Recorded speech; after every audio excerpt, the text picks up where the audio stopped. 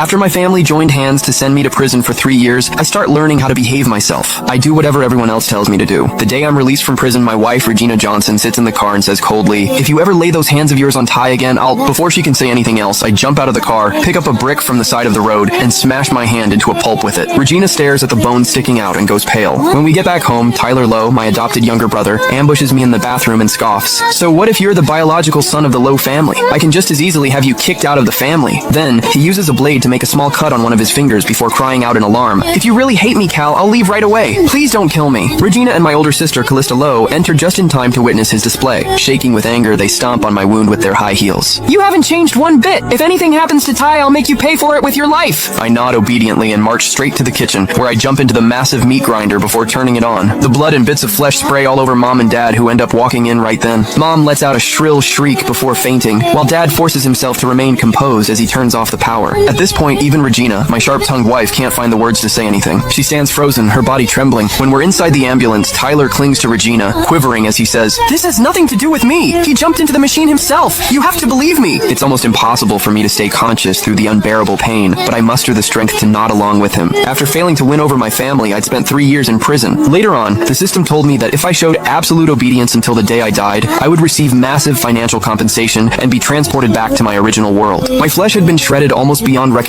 It took the doctors at the hospital 3 days to wrestle me from the clutches of death. As my wife, Regina Johnson, stared at my heavily bandaged body, pain flashed through her eyes. She turned to Tyler Lowe and asked slowly, "What exactly happened between you and Calvin in the bathroom that day? He used to value his life so much. Why would he jump into a meat grinder just because someone stepped on him?" Tyler's eyes darted around evasively as he replied in a wounded tone, "I have no idea. Cal went crazy out of nowhere that day. He called me a phony, saying that I was stealing his place. He said he wanted to kill me." My older sister, Callista Lowe, shielded Tyler behind her and shot me a vicious glare before saying, "Regina, Ty has always treated you like a sister. How can you suspect him like that?" She turned back to me, her eyes filled with disgust. "Do you have no shame, Calvin? Ty has been nothing but good to you, yet you're resorting to a nasty trick like this to set him up. If you wanted to die so badly, why didn't you just smash your head into a wall or jump off a building? You obviously made this huge scene on purpose to gain sympathy." Recalling what the system told me, I swiftly nodded. There were safety bars installed over the windows, so I couldn't jump from here. But if I smashed my head hard enough into the wall, I could finally be free. I threw off the blanket and forced myself upright with sheer willpower. The bandages all over my body were soaked through with blood, yet it was as if I couldn't feel the pain anymore. After taking a deep breath, I hurled myself at the wall with every ounce of strength I had left. The deafening bang echoed in the hospital room. My skull split open instantly. Blood streamed down my face and blurred my vision. Collapsed on the floor, I touched the dent in my head, feeling wistful. What a shame I didn't die from that. Just as I gathered my strength to charge at the wall again, Regina grabbed me and yanked me backward. For the first time in a long while, I heard panic and worry in her voice. "Calvin, what are you doing?" I opened my mouth and coughed up a huge mouthful of blood. The next second, my parents rushed over and pulled me into their arms.